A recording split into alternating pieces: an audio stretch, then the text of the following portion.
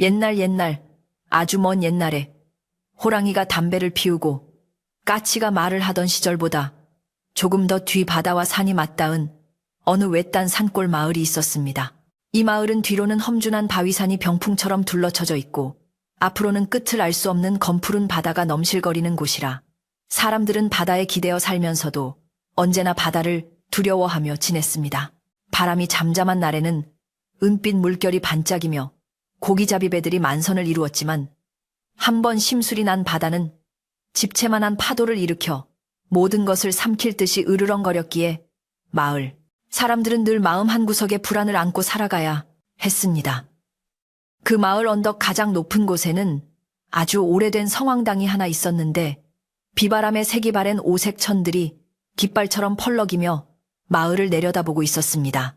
이 성황당을 지키는 사람은 연수라는 이름의 젊은 처녀였습니다.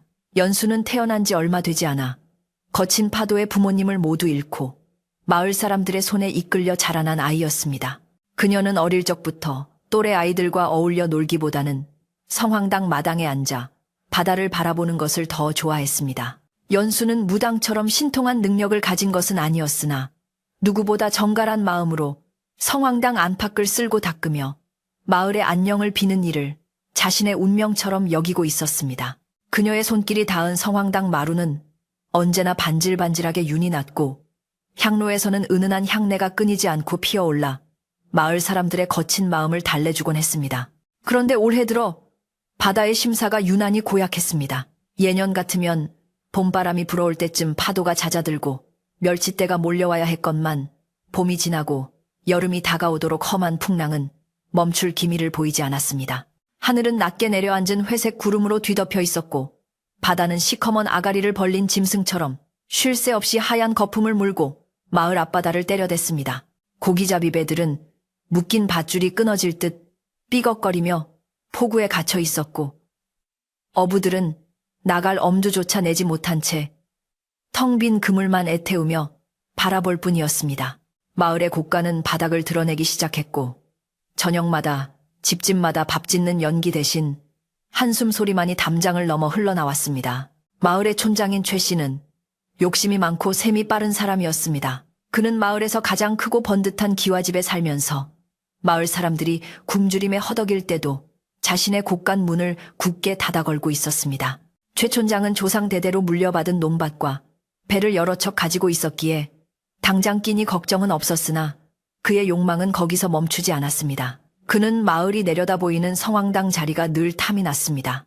그곳은 마을에서 경치가 가장 좋을 뿐만 아니라 명당 자리로 소문이 자자하여 그곳에 자신의 새 집을 짓고 싶어 했습니다. 하지만 마을 사람들이 신성시하는 성황당을 함부로 없앨 수는 없었기에 그는 호시탐탐 기회만 엿보고 있었습니다. 풍랑이 계속되자 최 촌장은 이 불안한 상황을 자신의 이득을 위해 이용하기로 마음먹었습니다. 그는 마을 회관의 사람들을 모아놓고 근심 가득한 표정을 지으며 말했습니다. 여러분, 이 거친 파도가 예사롭지 않습니다. 이것은 분명 바다 용왕님이 크게 노하신 탓입니다. 우리가 정성이 부족하여 신을 모시지 못하니 바다가 우리에게 벌을 내리는 것이 아니겠습니까? 그의 말에 굶주림과 공포에 지친 마을 사람들은 동요하기 시작했습니다. 뱃사람들은 본래 미신에 약한 법이라 촌장의 말이 그럴듯하게 들렸던 것입니다. 최 촌장은 사람들의 불안한 눈빛을 읽으며 속으로 쾌재를 불렀습니다. 어느 날 오후 최 촌장은 뒷짐을 지고 거드름을 피우며 성황당으로 올라갔습니다. 마당을 쓸고 있던 연수는 빗자루를 잠시 내려놓고 공손하게 허리를 숙여 인사를 올렸습니다. 촌장님이 톤진 날씨에 어인일로 여기까지 올라오셨습니까? 연수의 목소리는 맑고 차분했으나 최 촌장은 그 평온한 모습이 왠지 마음에 들지 않았습니다. 그는 짐짓 걱정스러운 척 혀를 차며 성황당의 낡은 기둥을 지팡이로 툭툭 쳤습니다. 삼삼 연수야, 너는 이리도 태평하구나. 마을 사람들은 당장 굶어 죽게 생겼는데 너는 여기서 낙엽이나 쓸고 있느냐? 네 정성이 부족하여 바다신이 노한 것은 아니더냐? 연수는 최 촌장의 비꼬는 말투에도 흔들리지 않고 조용히 대답했습니다. 촌장님, 정성은 보여주기 위한 것이 아닙니다. 저는 매일 새벽 정화수를 떠놓고 마을 사람들의 무사 안녕을 위해 기도하고 있습니다. 바다의 뜻은 인간이 감히 헤아릴 수 없는 것이니 그저 겸허한 마음으로 기다리면 곧 잠잠해질 것입니다. 그녀의 올곧은 눈빛에 최 촌장은 할 말을 잃고 헛기침만 두어 번 했습니다. 그는 연수가 자신의 권위에 눌리지 않는 것이 못마땅했고 성황당을 지키는 그녀가 있는 한 자신의 계획을 실행하기 어렵다는 것을 다시 한번 확인했습니다. 그는 차가운 눈으로 연수를 쏘아보며 돌아섰습니다. 그날 밤 바람은 더욱 거세게 불어 닥쳤습니다. 마치 성황당 지붕을 뜯어갈 듯이 휘몰아치는 바람 소리에 연수는 잠을 이룰 수 없었습니다. 그녀는 자리에서 일어나 촛불을 켜고 제단 앞에 앉았습니다. 촛불이 바람에 위태롭게 흔들리며 벽에 긴 그림자를 드리웠습니다. 연수는 두 손을 모으고 간절히 기도했습니다. 비나이다 비나이다. 부디 이 거친 파도를 잠재워 주시고 우리 마을 사람들에게 평화를 주시옵소서. 배고픈 아이들이 울지 않게 해주시고 어부들이 웃으며 바다로 나갈 수 있게 해주옵소서. 그녀의 기도는 밤이 깊도록 이어졌지만 바깥의 파도 소리는 잦아들 줄 몰랐습니다. 다음 날 아침 마을의 분위기는 더욱 흉흉해졌습니다. 밤새 내린 비로 마을 어귀의 흙담이 무너져 내렸고 포구에 묶여있던 작은 배 한 척이 파도에 쓸려가 부서진 채 발견되었습니다. 사람들은 이제 공포를 넘어 분노하기 시작했습니다. 누군가 책임을 져야 한다는 목소리가 여기저기서 터져나왔습니다. 도대체 언제까지 이렇게 살아야 한단 말인가? 성황당에 그렇게 공을 들여도 아무 소용이 없지 않은가? 굶주린 사람들의 원망은 자연스레 성황당을 지키는 연수에게로 향하는 듯했습니다. 최 촌장은 이때다 싶어 사람들의 불만을 부채질하며 은밀하게 소문을 퍼뜨리기 시작했습니다. 최 촌장은 마을 장터에서 건달들을 시켜 헛소문을 내게 했습니다. 들었나 어젯밤 촌장님이 꿈을 꾸셨는데 용왕님이 나타나서 성황당에 부정이 탔다고 호통을 치셨다더군. 아니 그게 정말인가 하긴 연수. 그 계집애가 혼자 살면서 무슨 짓을 하는지 누가 알겠어. 맞아. 젊은 처녀 혼자 산속에 있으니 무슨 사단이 나도 났겠지. 근거 없는 소문은 발 없는 말이 되어 천리를 갖고 사람들의 귀에 독처럼 스며들었습니다. 연수는 아무런 잘못도 없이 사람들의 따가운 시선을 받아야 했습니다. 마을 우물가에 물을 기르러 내려가도 아낙네들은 수군거리며 자리를 피했고 아이들조차 그녀를 멀리했습니다. 연수는 마을 사람들의 달라진 태도에 가슴이 아팠지만 내색하지 않고 묵묵히 자신의 할 일을 했습니다. 그녀에게는 유일하게 마음을 터놓고 지내는 이웃이 있었는데 바로 마을 어귀 오두막에 사는 꽃님이네 가족이었습니다. 꽃님이는 이제 막 15이 된 맑고 순수한 소녀로 연수를 친언니처럼 따랐습니다. 꽃님이네는 가난했지만 마음만은 따뜻한 사람들이었습니다. 꽃님이는 사람들이 연수를 험담할 때도 몰래 성황당으로 올라와 주먹밥을 건네주며 연수를 위로했습니다. 언니, 사람들 말은 신경 쓰지 마. 다들 배가 고프고 힘들어서 그러는 거야. 곧 파도가 잠잠해지면 다시 예전처럼 좋아질 거야. 하지만 최 촌장의 계략은 거기서 멈추지 않았습니다. 그는 마을 너머 읍내에서 용하다고 소문난 무당을 큰 돈을 주고 불러들였습니다. 구슬하여 바다신의 노여움을 풀어야 한다는 명분이었습니다. 마을 사람들은 지푸라기라도 잡는 심정으로 촌장의 뜻을 따랐습니다. 며칠 뒤 요란한 꽹과리와 징소리와 함께 구판이 벌어졌습니다. 무당은 작두를 타고 칼춤을 추며 사람들의 혼을 쏙 빼놓았습니다. 촌장은 엄숙한 표정으로 재상 옆에 앉아 있었고 마을 사람들은 숨을 죽이고 무당의 입만 바라보았습니다. 굿이 절정에 달했을 때 무당은 갑자기 눈을 뒤집으며 괴성을 질렀습니다. 부정이다. 부정이 탔어. 이 마을에 부정한 기운이 가득하다. 용왕님이 노하셨다. 단순히 돼지머리나 쌀 가마니로는 어림도 없다. 무당의 서슬퍼런 외침에 사람들은 공포에 질려 벌벌 떨었습니다. 그때 최 촌장이 앞으로 나서며 무당에게 물었습니다. 보살님, 그렇다면 어찌해야 용왕님의 노여움을 풀 수 있겠습니까? 우리 마을이 살 길을 일러주십시오. 무당은 미리 촌장과 입을 맞춘 대로 연기가 피어오르는 작두 위에서 펄쩍 뛰며 소리쳤습니다. 가장 깨끗하고 맑은 것을 바쳐야 한다. 때묻지 않은 처녀를 제물로 바쳐야만 이 풍랑이 멈출 것이다. 그 말은 마른 하늘의 날벼락처럼 마을 사람들의 정수리를 내리쳤습니다. 사람 제물이라니, 인신공양이라니, 옛날 이야기에서나 듣던 끔찍한 말이 현실로 다가오자 사람들은 웅성거리기 시작했습니다. 하지만 최 촌장은 근엄한 목소리로 사람들을 압도했습니다. 여러분 들으셨습니까? 우리 마을 전체가 죽느냐 사느냐의 문제입니다. 한 사람의 희생으로 마을 전체를 구할 수 있다면 그것 또한 숭고한 일이 아니겠습니까? 그의 말 속에는 거부할 수 없는 강압이 담겨 있었습니다. 사람들은 누군가 희생되어야 한다는 사실에 몸서리치면서도 그것이 내 가족만 아니면 된다는 이기적인 안도감을 동시에 느끼고 있었습니다. 연수는 성황당 마루에 앉아 멀리서 들려오는 징소리를 들으며 불안한 예감에 휩싸였습니다.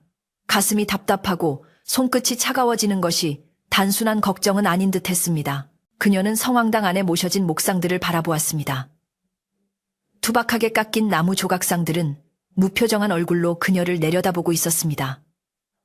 할아버지 할머니, 마을에 무슨 일이 일어나고 있는 건가요?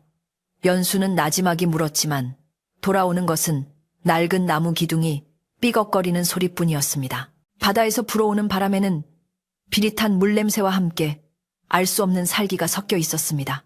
며칠 후 최 촌장은 마을 회의를 소집하여 제물로 바칠 처녀를 정하겠다고 선포했습니다. 마을의 딸 가진 부모들은 모두 사색이 되어 자식들을 집안에 숨기기에 바빴습니다. 최 촌장은 제비뽑기를 하겠다며 통을 하나 내놓았지만 그 통 안에는 이미 조작된 제비가 들어있었습니다.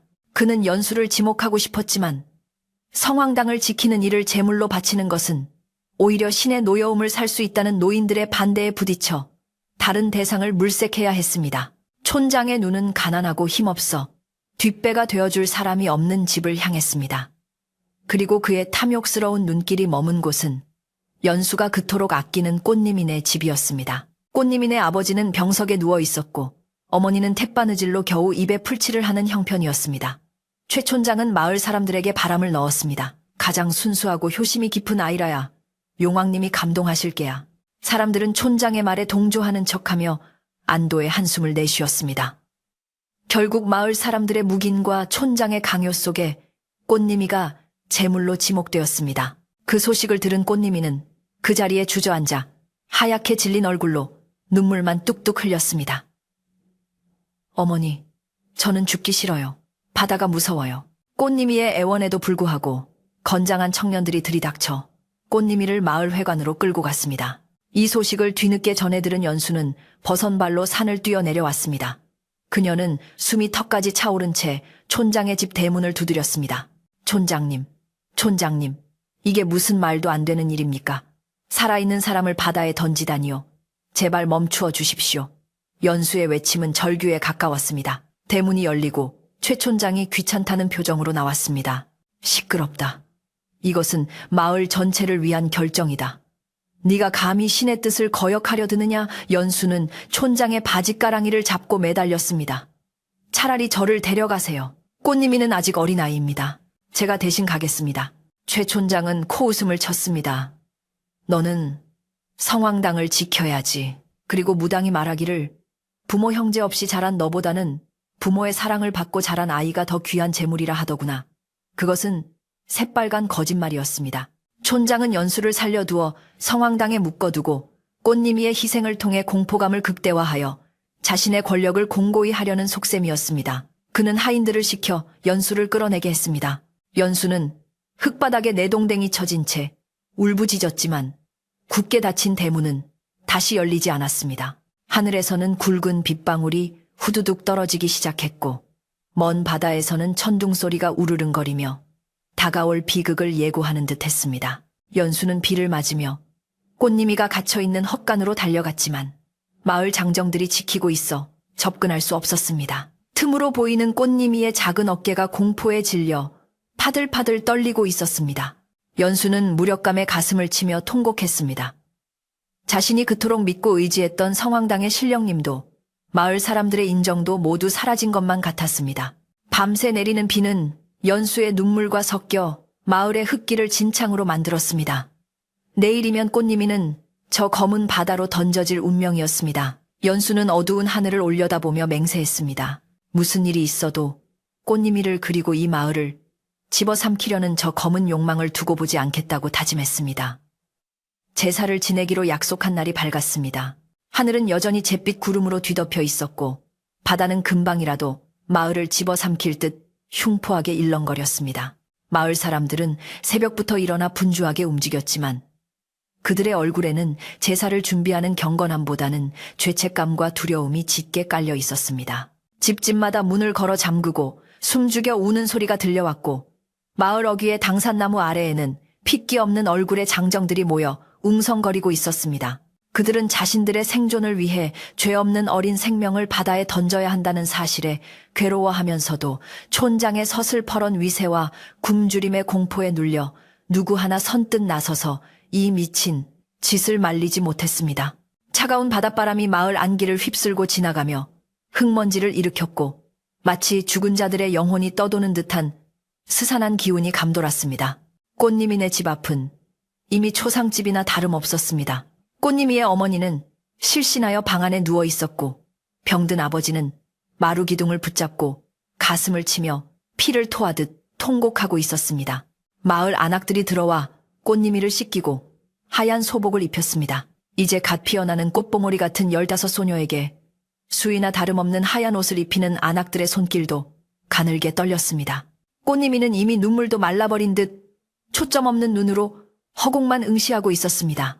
그 작은 몸은 너무나 가냘퍼서 거센 바람이 불면 훅 하고 날아가 버릴 것만 같았습니다. 방 안 가득한 향냄새와 섞인 비릿한 바다, 내음이 어린 소녀의 숨통을 조여오는 듯 했습니다. 마을 회관 앞마당에는 제사를 위한 제단이 차려졌습니다. 돼지머리와 각종 과일떡이 올라갔지만 그 풍성한 제물들이 오히려 기괴하게 느껴졌습니다. 최 촌장은 비단 옷을 차려입고 근엄한 표정으로 제단 중앙에 앉아 있었습니다. 그는 자신의 권위를 과시하려는 듯 어깨를 펴고 주위를 둘러보았지만 그 눈빛 깊은 곳에는 알 수 없는 불안감이 어리비쳤습니다.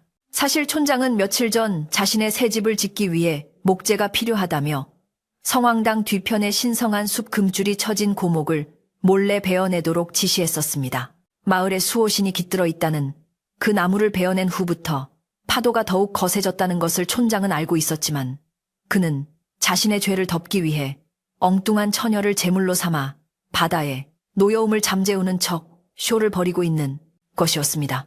그때 지팡이를 짚은 노인 한 명이 인파를 헤치고 비틀거리며 걸어 나왔습니다. 그는 이 마을에서 가장 오랫동안 배를 타온 늙은 어부 황노인이었습니다. 평생을 바다와 함께 살아온 그의 얼굴은 검게 그을리고 주름이 깊게 패여 마치 늙은 거북이 등껍질 같았습니다. 황노인은 촌장 앞으로 다가가 지팡이로 땅을 내리치며 우렁찬 목소리로 호통을 쳤습니다. 이복의 촌장 자네가 정말 미친 개로군. 바다 용왕님이 언제부터 사람 고기를 잡수셨단 말인가.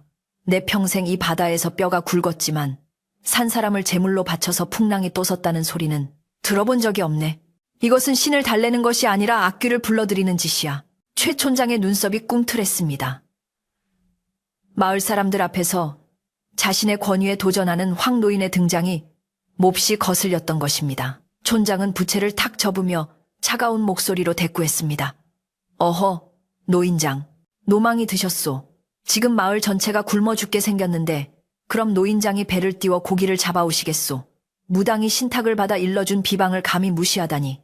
그러다 노인장 집까지 파도에 쓸려가도 난 모릅니다. 촌장의 협박에 가까운 말에 황 노인은 기가 막힌다는 듯 헛웃음을 지었습니다. 아이고, 내가 죽는 것은 두렵지 않네만 죄 없는 아이를 죽이고 우리 마을이 무사할 줄 아는가. 피는 피를 부르는 법이네. 바다는 결코 억울한 죽음을 그냥 삼키지 않아. 자네가 지금 바다에 던지려는 것은 저 아이가 아니라 우리 마을의 양심이고 미래야. 황 노인의 절규에 가까운 외침에 웅성거리던 마을 사람들이 동요하기 시작했습니다. 여기저기서 노인장 말이 맞아 이건 아니야 하는 수군거림이 들려왔습니다. 분위기가 심상치 않게 돌아가자 최 촌장은 급히 눈짓을 보냈습니다. 촌장의 사주를 받은 건장한 청년들이 황 노인에게 달려들어 그를 강제로 끌어냈습니다. 이거 놓아라 이놈들아. 천벌이 두렵지 않느냐. 바다가 노한다. 바다가 울고 있어. 황 노인은 끌려나가면서도 끝까지 소리쳤지만 그의 목소리는 북소리와 징소리에 묻혀버리고 말았습니다. 촌장은 짐짓 화난 표정을 지으며 소리쳤습니다. 제사 시간이 늦어지면 부정을 탄다. 어서 의식을 진행하라. 북소리가 둥둥 울리며 마을의 공기를 무겁게 진동시켰습니다. 무당이 춤을 추며 칼을 휘둘렀고 그 뒤를 따라 하얀 소복을 입은 꽃님이가 장정들의 등에 떠밀려 나왔습니다. 꽃님이는 거들 힘조차 없어 거의 질질 끌려오다시피 했습니다.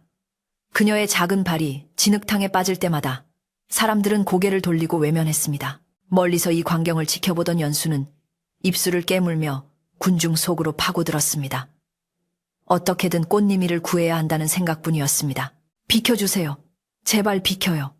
꽃님아, 언니가 여기 있어. 연수는 필사적으로 외쳤지만 촌장이 배치해둔 사람들에게 가로막혀 앞으로 나아갈 수 없었습니다. 포구에는 조그마한 나룻배 한 척이 준비되어 있었습니다. 화려한 오색 천으로 장식되어 있었지만 그것은 누가 보더라도 바다 위를 떠다니는 관관이었습니다. 노도 삿대도 없는 그 배에 태워지면 조류에 휩쓸려 망망대해로 떠내려가거나 거친 파도에 뒤집혀 수장될 것이 뻔했습니다. 파도는 여전히 방파제를 넘어올 듯이 사납게 몰아치고 있었습니다. 검은 바닷물이 하얀 거품을 물고 으르렁거리는 모습은 마치 굶주린 짐승이 먹이를 기다리며 입맛을 다시는 것 같았습니다. 꽃님이는 배 앞에 이르자 다리에 힘이 풀려 주저앉고 말았습니다. 어머니, 아버지, 살려주세요. 무서워요. 무당은 주문을 외우며 쌀을 한 줌 뿌렸고 장정들은 주저앉은 꽃님이를 억지로 들어올려 배에 태웠습니다. 꽃님이는 배의 난간을 붙잡고 울부짖었지만 장정들은 매정하게 그녀의 손을 떼어냈습니다. 밧줄이 풀리고 배가 밀려나기 시작했습니다. 파도가 배를 한번 크게 들어올렸다가 쿵 하고 떨어뜨렸습니다. 꽃님이의 비명소리가 파도 소리에 섞여 희미하게 들려왔습니다. 연수는 바닥에 엎드려 통곡하며 흙을 쥐어뜯었습니다. 미안해, 꽃님아. 언니가 힘이 없어서 미안해. 용서하지 마. 우리를 절대 용서하지 마. 그녀의 손톱 밑에는 피가 맺혔고 목소리는 쉬어 터질 듯 했습니다. 배는 순식간에 포구에서 멀어졌습니다. 거친 파도가 배를 이리저리 흔들며 바다 한가운데로 끌고 갔습니다. 하얀 소복자락이 바람에 나부끼는 모습이 멀리서도 보였습니다.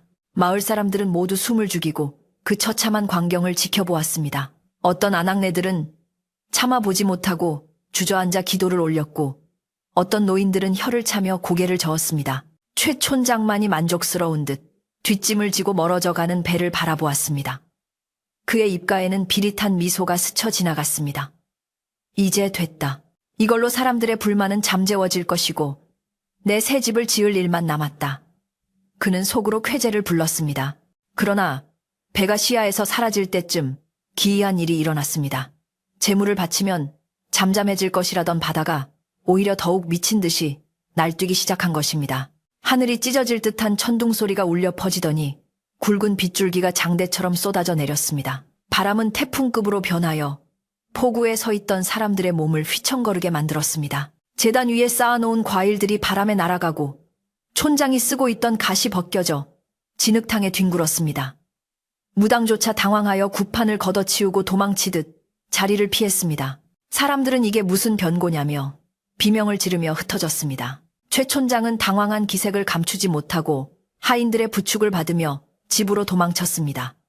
그의 등 뒤로 번개가 내리꽂히며 굉음을 냈습니다. 마치 하늘이 그의 뒤통수를 노리고 있는 것만 같았습니다. 어찌 된 일이냐? 분명 용한 무당이라 했는데 왜 바다가 더 노한 것이냐? 촌장은 방 안에 들어와서도 덜덜 떨며 이불을 뒤집어 썼습니다. 창호지 문이 바람에 덜컹거릴 때마다 그는 소스라치게 놀랐습니다. 그의 머릿속에는 자신이 베어버린 성황당 나무의 이미지가 자꾸만 떠올랐습니다. 그 나무에서 흘러나오던 붉은 수액이 마치 피처럼 느껴졌던 기억이 그를 괴롭혔습니다. 한편 연수는 모두가 떠난 텅 빈 포구에 홀로 남아 있었습니다. 비바람이 그녀의 온몸을 적셨지만 그녀는 추위를 느낄 겨를도 없었습니다. 그녀는 바다를 향해 멍하니 서서 꽃님이가 사라진 수평선을 바라보았습니다. 꽃님아, 춥지, 무섭지. 연수의 눈물은 빗물과 섞여 바다로 흘러들어갔습니다. 그녀는 비틀거리는 걸음으로 성황당으로 향했습니다. 이제 그녀가 할 수 있는 일은 오직 하나 신에게 빌고 또 비는 것뿐이었습니다.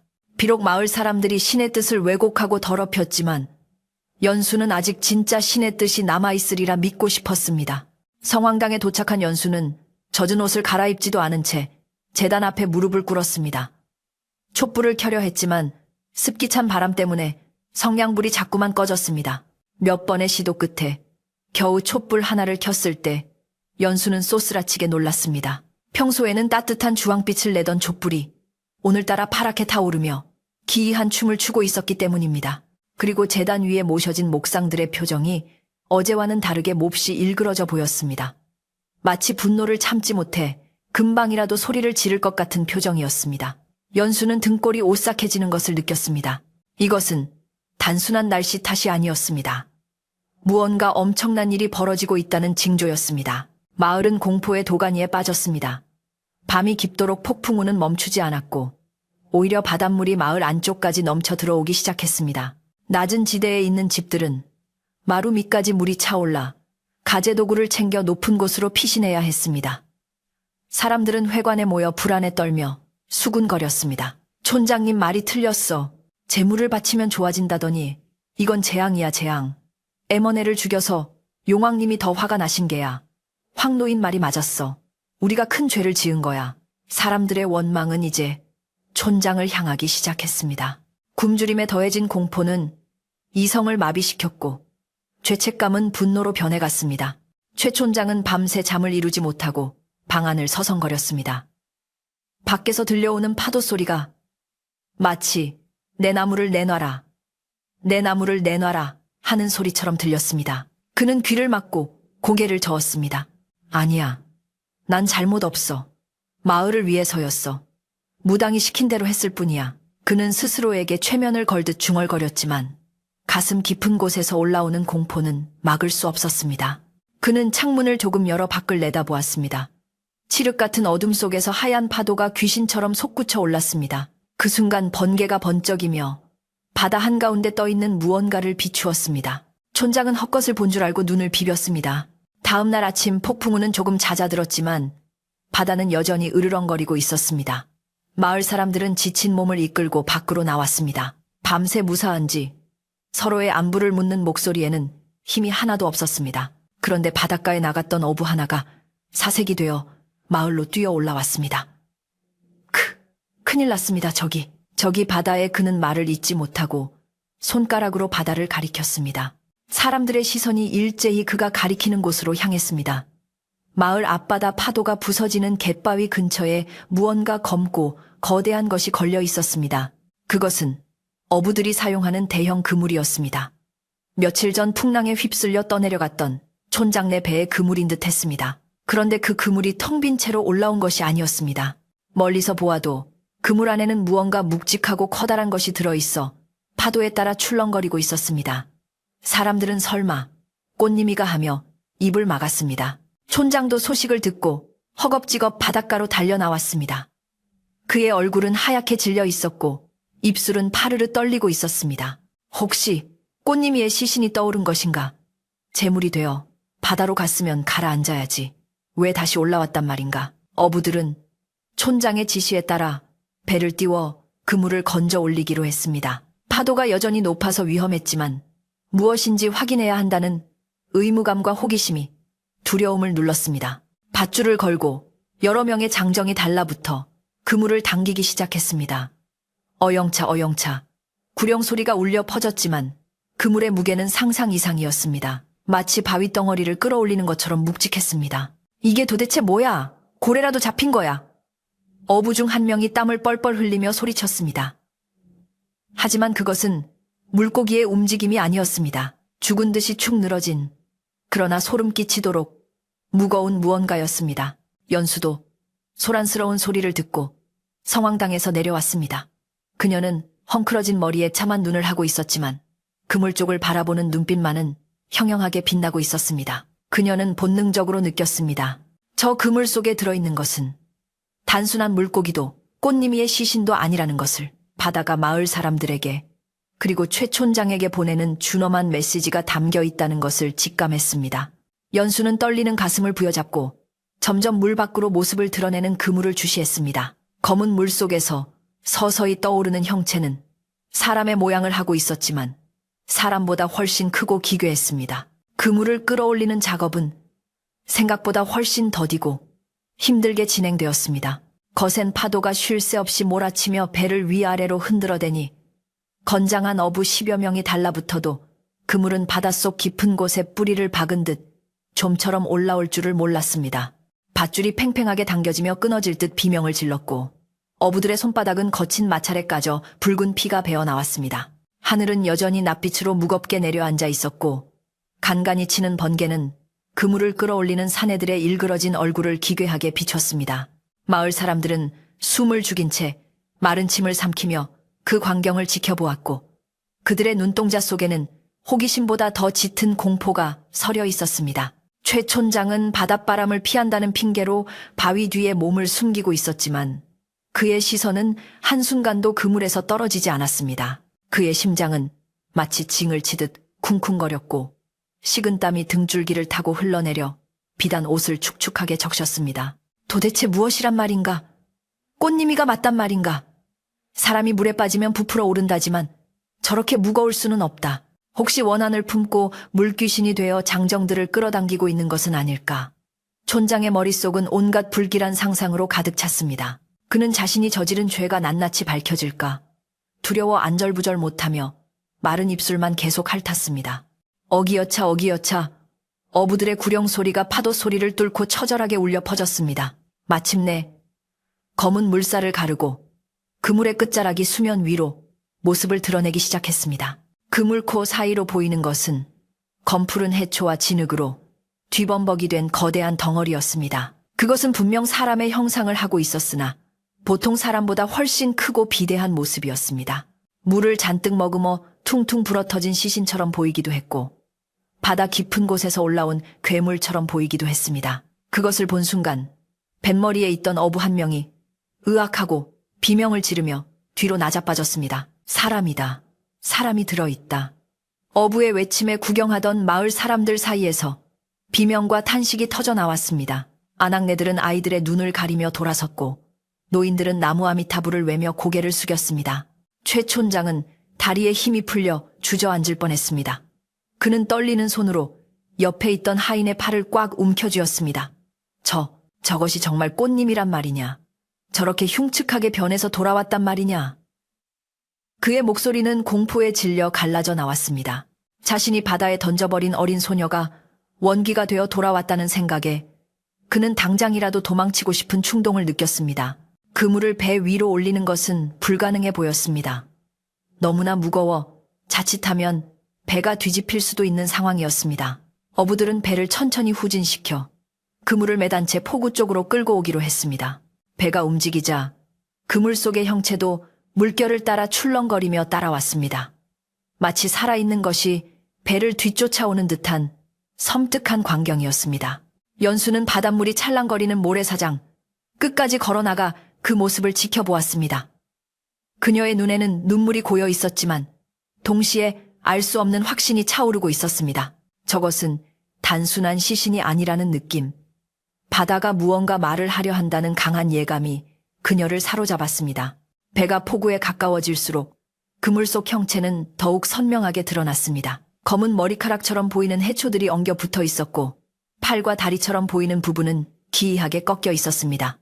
마을 사람들은 공포에 질려 뒷걸음질 치면서도 눈을 떼지 못했습니다. 죄책감은 사람들을 그 자리에 못 박아 두었습니다. 아이고 불쌍한 것. 얼마나 무서웠을까. 누군가 흐느끼며 말했습니다. 하지만 그 슬픔 뒤에는 혹시 나 때문에 우리 마을 때문에 저주가 내리면 어쩌나 하는 이기적인 두려움이 뱀처럼 벨리를 틀고 있었습니다. 사람들은 저 흉측한 것이 넷으로 올라오는 것을 원치 않으면서도 확인해야만 한다는 강박에 시달렸습니다. 드디어 배가 얕은 물가에 닿았고 어부들이 물속으로 뛰어들어 그물을 끌어당겼습니다. 하나둘 장정 여럿이 밧줄을 어깨에 메고 젖먹던 힘까지 짜내어 당겼습니다. 그물은 모래바닥을 긁으며 묵직한 소리를 냈습니다. 스윽 털썩. 마침내 그 거대한 덩어리가 물 밖으로 완전히 끌려 나와 모래사장 위에 내동댕이 쳐졌습니다. 썩은 물 냄새와 비릿한 갯내음이 확 풍겼지만 이상하게도 시신 썩는 냄새는 나지 않았습니다. 사람들은 코를 막으면서도 그물 주위로 조심스럽게 모여들었습니다. 최 촌장도 떨리는 다리를 이끌고 그물 앞으로 다가왔습니다. 그는 헛기침을 하며 짐짓 위험을 차리려 애썼지만 그의 눈동자는 쉴 새 없이 흔들리고 있었습니다. 모두 물러서라. 함부로 가까이 가지 마라. 그가 소리쳤지만 목소리에는 힘이 없었습니다. 그는 저 그물을 열어보는 것이 두려웠습니다. 만약 저 안에서 꽃님이의 원한 서린 눈과 마주친다면 심장이 부서버릴 것만 같았습니다. 하지만 촌장으로서 확인하지 않을 수도 없는 노릇이었습니다. 그는 옆에 서 있던 젊은 청년에게 턱짓을 했습니다. 이복의 자네가 가서 그물을 좀 걷어보게. 지목당한 청년은 사색이 되어 손을 내저었습니다. 촌장님, 저는 못합니다. 무섭습니다. 원귀가 붙으면 어쩝니까? 다른 사람들도 모두 시선을 피하며 뒷걸음질 쳤습니다. 아무도 그 저주받은 그물에 손을 대려 하지 않았습니다. 정적만이 감도는 가운데 파도 소리만이 거칠게 들려왔습니다. 그때 군중을 헤치고 연수가 앞으로 걸어 나왔습니다. 그녀의 얼굴은 창백했지만 눈빛만은 맑고 단호했습니다. 비켜주세요. 제가 하겠습니다. 그녀의 목소리는 작았지만 좌중을 압도하는 힘이 있었습니다. 연수야, 안 된다, 위험해. 마을 안악 하나가 말렸지만 연수는 들리지 않는 듯 그물 앞으로 다가갔습니다. 그녀는 무릎을 꿇고 그물에 엉킨 해초들을 조심스럽게 걷어냈습니다. 차가운 바닷물이 뚝뚝 떨어지는 그물코를 잡은 그녀의 손이 미세하게 떨렸습니다. 촌장은 침을 꼴깍 삼키며 연수의 손끝을 주시했습니다. 제발 아무것도 아니기를. 그냥 바다 쓰레기 뭉치이기를. 그는 속으로 빌고 또 빌었습니다. 하지만 그물 속에 들어있는 것은 분명 사람의 크기였고 사람의 형태였습니다. 연수가 엉킨 밧줄을 하나씩 풀기 시작했습니다. 팽팽하게 당겨져 있던 그물코가 느슨해지면서 안에 갇혀있던 검은 물체가 서서히 드러났습니다. 진흙으로 뒤덮여 있어 정확한 형체를 알아보기 힘들었지만 둥근 머리 부분과 몸통, 그리고 팔다리가 있는 것은 분명했습니다. 사람들은 숨소리조차 내지 못하고 그 장면을 지켜보았습니다. 마치 시간이 멈춘 듯한 긴장감이 해변을 감쌌습니다.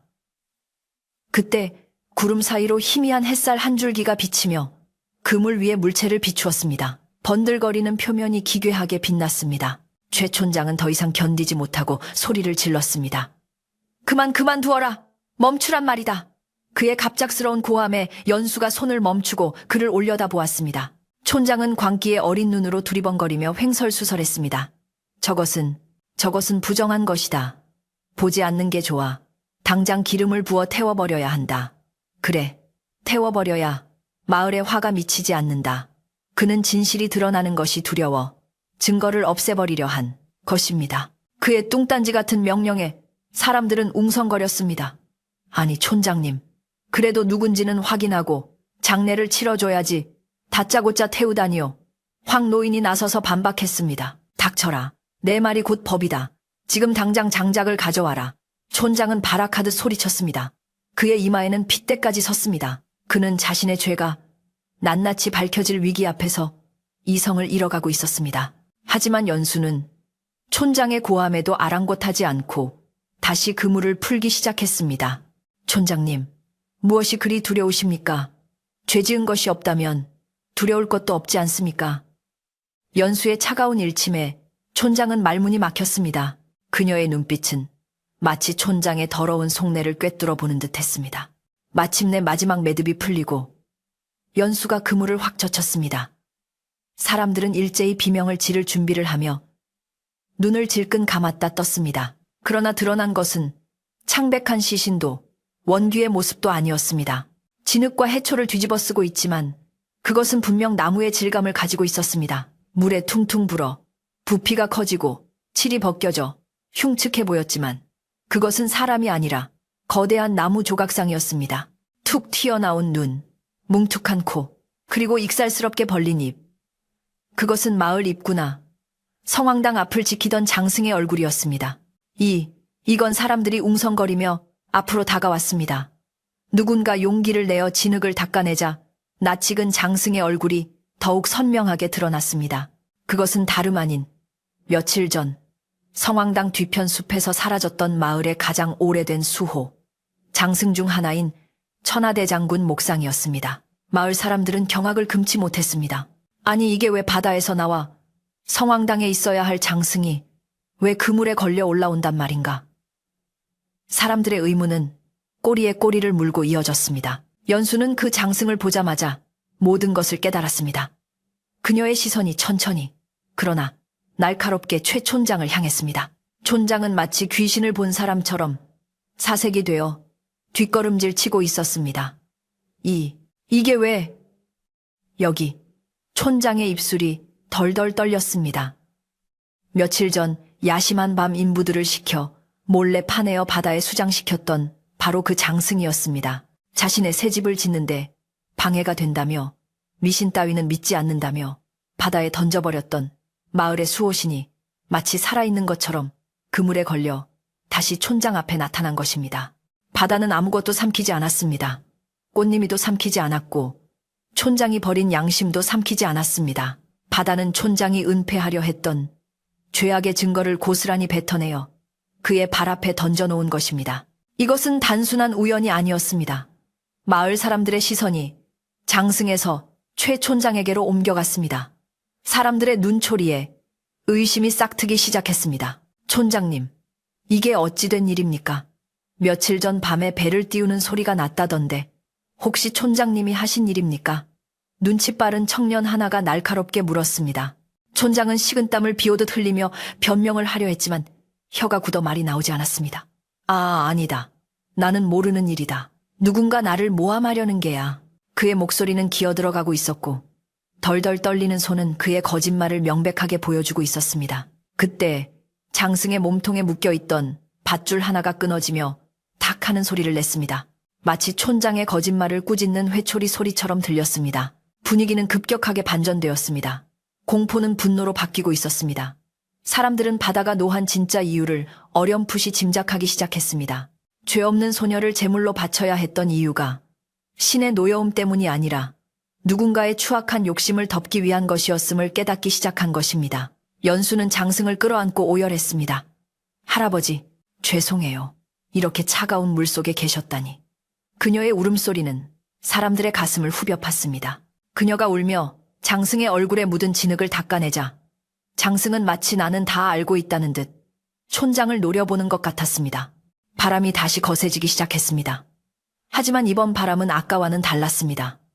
마치 더러운 것을 쓸어버리려는 듯 촌장이 서 있는 쪽으로 맹렬하게 불어닥쳤습니다. 촌장의 비단 옷자락이 미친 듯이 펄럭였고 그는 바람에 밀려 비틀거렸습니다. 아니야, 나는 마을을 위해서. 그가 소리쳤지만 그의 목소리는 파도 소리에 묻혀 흩어졌습니다. 이제 누구도 그의 말을 믿지 않는 눈치였습니다. 그때 멀리 수평선 너머에서 백고동 소리가 들려왔습니다. 평소 이 마을에는 잘 들어오지 않는 커다란 상선의 소리였습니다. 짙은 해물을 뚫고 거대한 배 한 척이 마을 쪽으로 다가오고 있었습니다. 사람들은 장승을 둘러싸고 있다가 일제히 바다를 바라보았습니다. 이 날씨에 배가 들어오다니 모두가 의아해하는 가운데 연수는 직감적으로 알 수 있었습니다. 바다신이 보낸 또 하나의 응답이 오고 있다는 것을. 저 배가 싣고 오는 것은 단순한 물건이 아닐 것이라는 희망이 그녀의 가슴 속에서 피어올랐습니다. 상선은 높은 파도를 가르며 위풍당당하게 폭우로 접근했습니다. 갑판 위에는 선원들이 분주하게 움직이고 있었고 그들 사이로 작고 가냘픈 그림자 하나가 보였습니다. 연수는 눈을 가늘게 뜨고 그 그림자를 확인하려 애썼습니다. 거리가 가까워지자 그 그림자가 손을 흔드는 모습이 보였습니다. 언니, 엄마, 아버지 바람에 실려 희미하게 들려오는 그 목소리는 분명 죽은 줄로만 알았던 바다의 제물로 바쳐졌던 꽃님이의 목소리였습니다. 상선이 폭우에 닿기도 전에 꽃님이의 어머니는 갯벌로 뛰어들었습니다. 허리까지 차오르는 바닷물도 거친 파도도 자식을 잃었다 다시 찾은 어미의 앞길을 막을 수는 없었습니다. 배에서 밧줄이 내려오고 건장한 선원들이 찻을 내리는 동안 갑판 위에서 밧줄 사다리가 내려왔습니다. 선원 한 명의 등에 엎여 조심스럽게 내려온 꽃님이는 어머니의 품에 안기자마자 목 놓아 울음을 터뜨렸습니다. 어머니 흑흑, 다시는 못 보는 줄 알았어요. 두 모녀가 갯벌 위에서 서로를 끌어안고 통곡하는 모습은 보는 이들의 눈시울을 붉게 만들기에 충분했습니다. 마을 사람들은 그 기적 같은 광경에 넋을 잃고 서 있다가 하나둘씩 환호성을 지르며 달려갔습니다. 죽음의 문턱에서 돌아온 생명의 온기는 차가운 비바람마저 녹여버릴 듯 뜨거웠습니다. 연수도 떨리는 다리를 이끌고 그들에게 다가갔습니다. 꽃님이는 연수를 보자마자 품에 파고들었습니다. 언니 무서웠어. 정말 무서웠어. 배가 뒤집힐 뻔했는데 큰 배가 와서 나를 구해줬어. 연수는 꽃님이의 젖은 머리카락을 쓸어 넘기며 하염없이 눈물을 흘렸습니다. 꽃님이의 몸은 차갑게 식어 있었지만 심장은 힘차게 뛰고 있었습니다. 그것은 살아있음의 증거이자 바다신이 이 마을에 내린 자비의 증거였습니다. 연수는 하늘을 향해 감사의 기도를 올렸습니다. 그리고 이 기적을 통해 밝혀야 할 진실이 있음을 다시 한번 굳게 다짐했습니다. 그녀는 꽃님이를 꼭 안아주며 귓가에 속삭였습니다. 이제 괜찮아. 다 끝났어. 네가 돌아왔으니 모든 게 밝혀질 거야. 그때 상선의 선장이 위풍당당한 모습으로 배에서 내려왔습니다. 붉은 수염을 길게 기르고 호랑이 가죽으로 만든 조끼를 입은 선장은 한눈에 보아도 범상치 않은 기운을 풍겼습니다. 그는 마을 사람들을 둘러보며 우렁찬 목소리로 말했습니다. 이 마을 촌장이 누구요? 도대체 무슨 생각으로 이 어린아이를 저 험한 파도 속에 재물이라며 던져놓은 것이요? 그의 호통 소리에 마을 사람들은 부끄러움에 고개를 들지 못했습니다. 선장은 이어 말했습니다. 우리가 지나가지 않았다면 이 아이는 꼼짝없이 물귀신이 되었을 거요. 바다를 달랜답시고 산 사람을 바치는 미개한 짓을 아직도 하고 있다니 하늘이 두렵지도 않소. 선장의 질책은 비수처럼 사람들의 가슴에 꽂혔습니다. 최 촌장은 사람들 뒤에 숨어 도망칠 기회를 엿보고 있었지만 이미 퇴로가 막혀 있었습니다. 선장의 위압적인 태도와 꽃님이의 생환, 그리고 무엇보다 그물에 걸려 나온 장승의 존재가 그의 발목을 잡고 있었습니다. 마을 청년 몇 명이 촌장을 에워싸고 그를 선장 앞으로 끌고 나왔습니다. 이분이 우리 촌장입니다. 모든 일을 꾸민 장본인이지요. 청년들의 목소리에는 그동안 참아왔던 분노가 서려 있었습니다. 최 촌장은 선장의 눈빛을 피하며 우물거렸습니다. 나는 그저 마을을 위해 무당이 시키는 대로 했을 뿐이요. 하지만 그의 변명은 더 이상 누구에게도 통하지 않았습니다. 이미 모든 신뢰가 깨져버린 뒤였습니다. 연수가 촌장 앞으로 나서며 바닥에 뒹굴고 있는 장승을 가리켰습니다. 촌장님, 이 장승을 보십시오. 이것이 촌장님이 바다에 버린 양심입니다. 마을을 지켜주던 수호신을 베어내고 그 자리에 새 집을 짓겠다는 욕심이 이 모든 사단을 부른 것입니다. 연수의 목소리는 차분했지만 서리빨 같은 힘이 실려 있었습니다. 마을 사람들은 그제야 모든 퍼즐이 맞춰지는 것을 느꼈습니다. 며칠 전부터 촌장 내 집터 공사를 한다며 인부들이 드나들던 것, 밤마다 들리던 톱질 소리, 그리고 갑자기 시작된 풍랑과 뜬금없는 인신공양의 신탁. 모든 것이 촌장의 탐욕에서 비롯된 비극이었습니다. 아니야, 나는 모르는 일이라니까. 저 장승이 왜 거기서 나왔는지 내가 어찌 아느냐.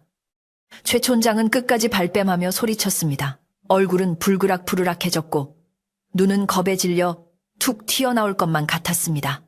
그때였습니다. 선장이 껄껄 웃으며 품에서 무언가를 꺼내 던졌습니다. 그것은 촌장 집안의 문양이 새겨진 갓근이었습니다. 이보시오. 촌장, 우리가 아이를 구조하고 나서 바다 위에 둥둥 떠다니는 것들을 보았는데 당신네 집 물건들이더군. 아마도 장승을 버릴 때 같이 딸려 들어간 모양이지. 이 갓근 당신 것 아니오. 선장이 던진 갓근은 정확히 촌장의 발치에 떨어졌습니다. 그것은 촌장이 평소 아끼던 잃어버렸다며 하인들을 닥달했던 바로 그 옥으로 된 갓근이었습니다. 명백한 증거 앞에 촌장은 털썩 주저앉고 말았습니다. 더 이상 변명할 여지가 없었습니다. 마을 사람들의 웅성거림은 거대한 파도처럼 변해 촌장을 덮쳤습니다. 세상에 어떻게 그럴 수가 있어. 자기 집 짓겠다고 마을 수호신을 바다에 수장시켜 그래놓고 죄 없는 꽃님이를 죽이려 해. 사람들의 분노는 극에 달했습니다. 배신감에 치를 떠는 노인들은 지팡이로 땅을 치며 통곡했고 젊은이들은 촌장을 당장 관아에 넘겨야 한다며 목소리를 높였습니다. 평생 마을의 어른으로 군림해왔던 최 촌장의 권위는 하루아침에 땅바닥으로 곤두박질 쳤습니다. 그는 이제 존경받는 촌장이 아니라 탐욕에 눈이 멀어 마을을 위기에 빠뜨린 죄인일 뿐이었습니다. 황 노인이 사람들 앞으로 걸어 나와 떨리는 손으로 장승을 어루만졌습니다. 미안하네, 미안해. 우리가 못나서 자네를 이리 차가운 물속에 두었네. 황 노인의 눈물은 장승의 얼굴에 묻은 진흙을 씻어내고 있었습니다. 그는 고개를 돌려 촌장을 노려보며 천둥 같은 목소리로 꾸짖었습니다. 네 이놈, 네가 사람이냐? 조상 대대로 내려온 믿음을 배신하고 어린 생명을 제물로 삼아 네 죄를 덮으려 하다니 내 놈이 촌장 자격이 있느냐? 황노인의 일갈의 촌장은 고개를 땅에 쳐박고 아무 말도 하지 못했습니다. 그의 몸은 사시나무 떨듯 떨리고 있었고 화려한 비단 옷은 진흙탕에 엉망이 되어 있었습니다. 연수는 마을 사람들을 향해 돌아섰습니다. 그녀의 눈가에는 눈물이 고여 있었지만 표정은 그 어느 때보다 단호했습니다. 여러분, 이제 우리는 진실을 알았습니다. 바다가 노한 것은 재물이 부족해서가 아니었습니다. 우리가 지켜야 할 것을 지키지 못하고 헛된 욕심에 눈이 멀었기 때문입니다. 이제라도 잘못을 바로잡아야 합니다. 연수의 말에 사람들은 숙연해졌습니다. 촌장의 선동에 넘어가 꽃님 이를 사지로 내몰았던 자신들의 잘못을 깨달았기 때문입니다. 사람들은 하나둘씩 무릎을 꿇고 앉아 하늘과 바다를 향해 용서를 빌기 시작했습니다. 잘못했습니다. 용서해 주십시오.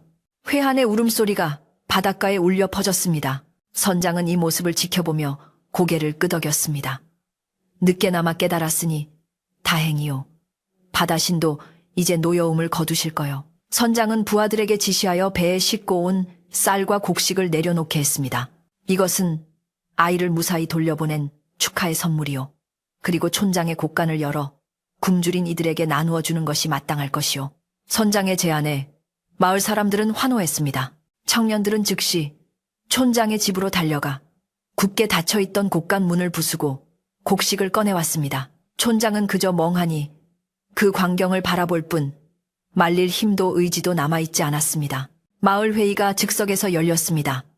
촌장을 어떻게 처벌할 것인가에 대한 논의였습니다. 과격한 젊은이들은 멍석말이라도 해야 한다고 주장했지만 연수와 황노인은 고개를 저었습니다. 폭력은 또 다른 원한을 낳을 뿐입니다. 그가 지은 죄는 스스로 짊어지게 해야 합니다. 황노인은 엄숙하게 선언했습니다. 최씨 자네는 오늘부로 촌장직에서 파면일세. 그리고 자네가 가진 재산의 절반을 마을에 내놓고 남은 생은 성황당 및 작은 오두막에서 장승을 깎으며 속죄하게 마을 밖으로 나갈 생각은 하지도 말게나. 그것은 죽음보다 더한 불명예이자 평생을 죄책감 속에 살아야 하는 무거운 형벌이었습니다. 최 촌장은 힘없이 고개를 끄덕였습니다. 그는 이미 영혼이 빠져나간 사람처럼 초라해 보였습니다. 그는 자신이 그토록 짓고 싶어 했던 화려한 기와집 대신 허름한 오두막에서 자신이 버린 장승을 다시 깎으며 살아야 할 운명을 받아들여야 했습니다. 마을 사람들은 그가 끌려가는 뒷모습을 싸늘한 눈빛으로 바라보았습니다. 누구 하나 동정하는 이는 없었습니다. 인과 응보 뿌린 대로 거둔다는 옛말이 하나도 틀리지 않음을 모두가 눈앞에서 목격했기 때문입니다. 욕심이 지나치면 화를 부른다는 교훈이 마을 사람들의 가슴 깊이 새겨지는 순간이었습니다. 신기한 일은 그 후에 일어났습니다. 촌장이 끌려가고 마을 사람들이 장승을 깨끗이 씻어 다시 세울 준비를 하자 며칠 동안 하늘을 뒤덮고 있던 먹구름이 서서히 걷히기 시작한 것입니다. 구름 사이로 파란 하늘이 드러나고 따스한 햇살이 비치기 시작했습니다. 미친 듯이 날뛰던 파도도 거짓말처럼 잦아들었습니다. 바람은 부드러운 산들바람으로 변해 꽃님 위에 젖은 옷을 말려주었습니다. 사람들은 와 하늘이 개었다, 바다가 잠잠해졌다 하며 탄성을 질렀습니다. 그것은 마치 자연이 마을의 정의로운 결정을 축복해주는 것 같았습니다. 어부들은 서로 얼싸안고 기뻐했습니다. 이제 다시 배를 띄울 수 있겠어. 고기를 잡을 수 있어 희망이 다시 마을에 싹트기 시작했습니다. 연수는 꽃님이를 부축하여 집으로 향했습니다. 꽃님이의 부모님은 연수의 손을 잡고 놓지 않으며 감사의 인사를 전했습니다. 연수야, 내 덕분이다. 네가 아니었으면 우리 꽃님이는, 연수는 빙그레 웃으며 고개를 저었습니다. 아니에요. 꽃님이가 착해서 하늘이 도운 거예요. 얼른 가서 따뜻한 밥 먹이고 재워야죠. 연수의 마음도 모처럼 평화로워졌습니다. 무거운 짐을 내려놓은 듯 홀가분했습니다.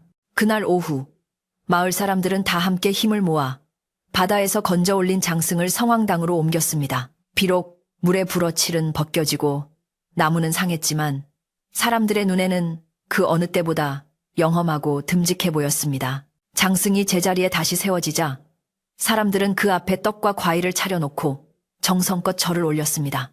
부디 노여움을 푸시고 우리 마을을 지켜주소서. 사람들의 기도는 전과는 달리 진심이 담겨 있었습니다. 더 이상 두려움 때문에 비는 것이 아니라 감사와 존경의 마음으로 비는 기도였습니다. 성황당 주변의 나무들도 바람에 흔들리며 잎사귀를 비비는 소리를 냈는데 마치 박수를 치며 기뻐하는 듯 했습니다.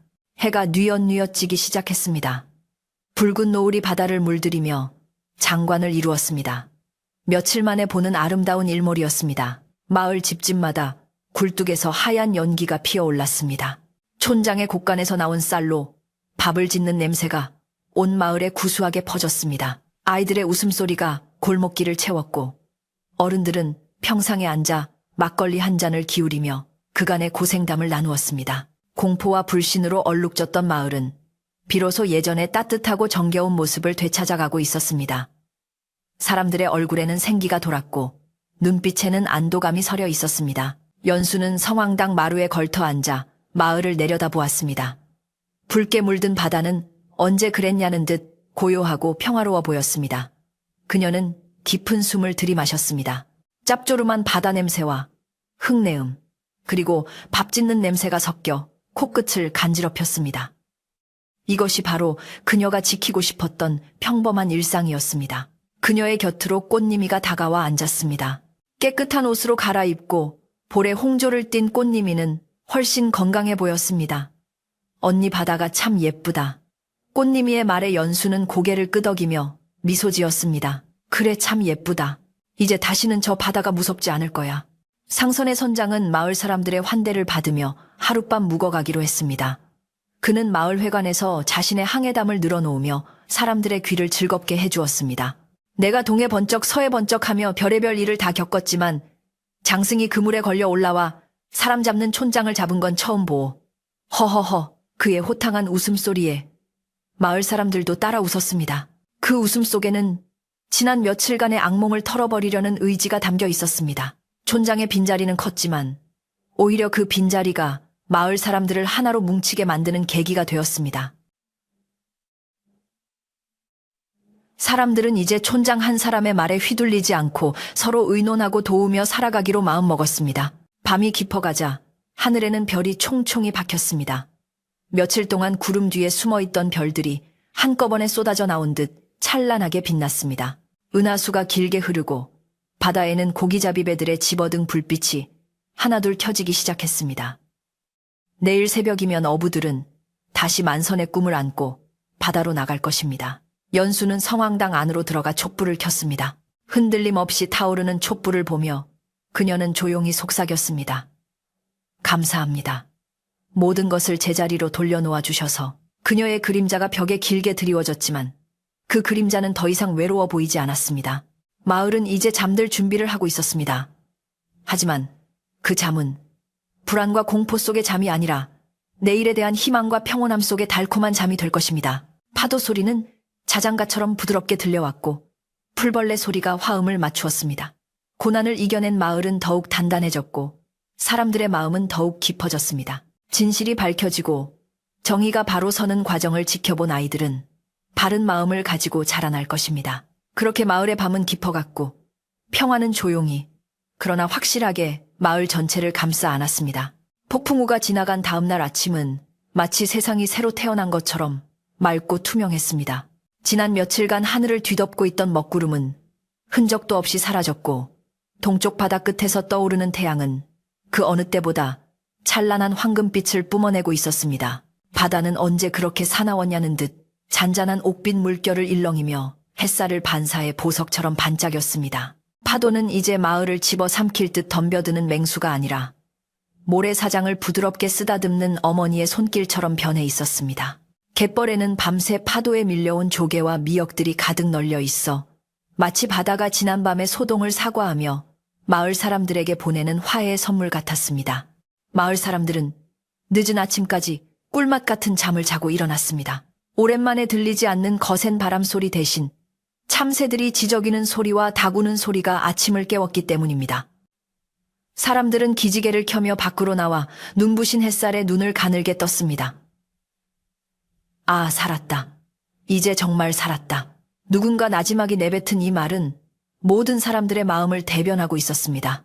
무너진 담장을 보수하고 어지러진 마당을 치우는 사람들의 손길에는 활기가 넘쳤습니다. 비록 몸은 고단했지만 마음을 짓누르던 공포라는 거대한 바위가 사라졌기에 표정만은 봄꽃처럼 화사했습니다. 연수도 일찍 일어나 성황당 마당을 쓸었습니다. 빗자루가 사각거리는 소리가 맑은 아침 공기를 타고 경쾌하게 울려 퍼졌습니다. 어제까지만 해도 스산하고 무섭게만 느껴졌던 성황당은 다시 마을을 굽어 살피는 온화한 수호신의 거처로 돌아와 있었습니다. 연수는 제단에 정화수를 새로 떠놓고 향을 피웠습니다. 은은한 향 냄새가 바람을 타고 마을 쪽으로 퍼져나갔습니다. 그녀는 바다에서 돌아온 장승을 바라보며 미소 지었습니다. 비록 물에 젖어 얼룩덜룩해지고 곳곳이 패여 있었지만 연수의 눈에는 그 어떤 새 장승보다 듬직하고 영험해 보였습니다. 그녀는 마른 수건으로 장승의 얼굴을 정성스럽게 닦아주며 속삭였습니다. 할아버지 고생 많으셨어요. 이제 여기서 푹 쉬세요. 점심때가 되자 마을 회관 앞마당에서는 큰 잔치가 벌어졌습니다.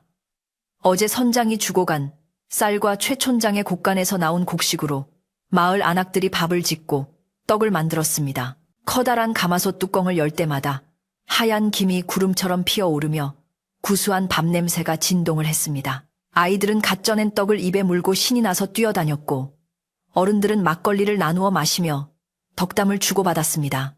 이게 다 연수 덕분이야. 그리고 우리 꽃님이가 복덩이지. 사람들은 연수와 꽃님이를 상석에 앉히고 고마움을 표했습니다. 연수는 부끄러워 얼굴을 붉혔지만 그 관심이 싫지는 않았습니다. 그것은 진심 어린 이웃의 정이었기 때문입니다. 어부들은 포구에 모여 배를 손질하느라 분주했습니다. 오랫동안 묶여있어 따개비가 붙은 배 밑바닥을 긁어내고 찢어진 그물을 기우면서도 그들은 콧노래를 흥얼거렸습니다. 내일은 만선일 거야. 바다 빛깔을 보니 고기들이 바글바글하겠어. 늙은 어부 황노인이 웃으며 말했습니다. 그의 주름진 얼굴에도 오랜만에 생기가 돌았습니다. 젊은 어부들은 힘차게 노를 저어보며 바다로 나갈 채비를 마쳤습니다. 삐걱거리는 노소리가 마치 희망의 행진곡처럼 들렸습니다. 바다는 이제 두려움의 대상이 아니라 다시금 삶의 터전이자 고마운 존재로 그들에게 다가왔습니다. 한편 마을 외곽 성황당 아래 작은 오두막에서는 톱질 소리가 들려왔습니다. 촌장에서 물러난 최 씨가 약속대로 장승을 깎고 있는 소리였습니다. 그는 화려한 비단 옷 대신 소박한 삼배옷을 입고 땀을 뻘뻘 흘리며 나무를 다듬고 있었습니다. 처음에는 서툴러 손을 다치기도 하고 모양이 삐뚤빼뚤했지만 그는 묵묵히 칼질을 멈추지 않았습니다. 마을 사람들은 오며 가며 그 모습을 지켜보았지만 더 이상 그를 비난하거나 손가락질하지 않았습니다. 죄를 뉘우치고 속죄하려는 그의 모습에서 일말의 연민을 느꼈기 때문입니다. 최 씨 또한 욕심을 내려놓고 땀 흘려 일하는 과정에서 예전에는 느끼지 못했던 마음의 평안을 조금씩 찾아가고 있었습니다. 해질 무렵 상선은 백고동을 길게 울리며 떠날 채비를 했습니다. 마을 사람들은 모두 바닷가로 나와 손을 흔들며 배웅했습니다. 고맙습니다. 조심히 가십시오. 다음에 또 오시면 귀하게 대접하겠습니다. 선장은 갑판 위에서 손을 흔들며 화답했습니다. 내년에 다시 올 테니 그때는 더 살기 좋은 마을이 되어 있으시오. 배가 수평선 너머로 사라질 때까지 사람들은 자리를 뜨지 않았습니다. 그 배는 단순한 상선이 아니라 마을의 정의와 평화를 가져다준 은인과도 같았기 때문입니다. 배가 남기고 간 하얀 물살이 노을빛을 받아 붉게 빛났습니다. 연수와 꽃님이는 꽃님이네 집 부엌에서 저녁을 준비했습니다. 아궁이에 장작을 넣고 불을 지피자 따닥따닥 타오르는 불꽃 소리가 정겹게 들려왔습니다. 연수는 쌀을 씻어 솥에 앉히고 꽃님이는 텃밭에서 따온 호박과 감자로 된장찌개를 끓였습니다. 보글보글 끓어오르는 뚝배기에서 구수한 냄새가 퍼져나와 부엌을 가득 채웠습니다. 언니, 나 이제 요리 잘하지? 꽃님이가 자랑스럽게 묻자 연수는 꽃님이의 코에 묻은 숯검댕을 닦아주며 웃었습니다. 그럼 우리 꽃님이가 끓인 찌개가 세상에서 제일 맛있겠다. 두 사람의 웃음소리가 타오르는 불길처럼 따뜻하게 번져나갔습니다. 저녁상에는 하얀 쌀밥과 보글거리는 된장찌개, 그리고 이웃들이 가져다준 갓김치와 생선구이가 올랐습니다. 소박하지만 그 어느 진수성찬, 부럽지 않은 밥상이었습니다. 꽃님이의 부모님과 연수, 그리고 꽃님이가 둘러앉아 숟가락을 들었습니다. 김이 모락모락 나는 쌀밥 한 숟가락을 입에 넣자 달큰하고 고소한 맛이 입안 가득 퍼졌습니다. 아, 맛있다. 정말 맛있다. 꽃님이 아버지는 눈시울을 붉히며 밥을 넘겼습니다. 며칠 전까지만 해도 죽음의 공포에 떨며 곡기를 끈다시피 했던 그들에게 이 따뜻한 밥 한 끼는 단순한 식사가 아니라 생명의 기쁨 그 자체였습니다. 식사를 마친 후 연수는 마루에 앉아 밤하늘을 올려다보았습니다. 낮의 열기가 식고 선선한 바람이 불어와 뺨을 스쳤습니다. 하늘에는 별들이 하나둘 켜지기 시작하더니 이내 쏟아질 듯 가득 찼습니다. 은하수가 밤하늘을 가로질러 흐르고 반딧불이들이 풀숲 사이를 날아다니며 작은 등불을 밝혔습니다. 연수는 무릎을 세우고 앉아 파도 소리에 귀를 기울였습니다. 철썩, 저었어. 규칙적으로 들려오는 파도 소리는 마치 어머니가 아이를 토닥이는 소리처럼 부드럽고 편안했습니다. 그 소리에는 더 이상 분노도 원망도 섞여 있지 않았습니다. 오직 깊은 평온함만이 담겨 있었습니다. 마을 사람들도 하나둘 잠자리에 들 준비를 했습니다. 집집마다 켜져 있던 호롱불이 하나씩 꺼지고 마을은 고요한 어둠 속으로 잠겨들었습니다. 하지만 그 어둠은 무섭거나 차가운 어둠이 아니었습니다. 하루를 열심히 살아낸 사람들을 포근하게 감싸 안아주는 휴식의 어둠이었습니다.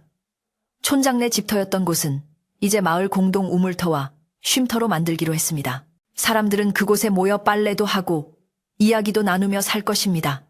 욕심이 사라진 자리에는 나눔과 화합이 채워질 것입니다. 연수는 꽃님이를 재워주기 위해 방으로 들어갔습니다. 꽃님이는 이불 속에 쏙 들어가 눈만 껌벅이고 있었습니다. 언니, 옛날 이야기 하나만 해줘. 꽃님이가 조르자 연수는 꽃님이 옆에 누워 머리를 쓰다듬어 주었습니다.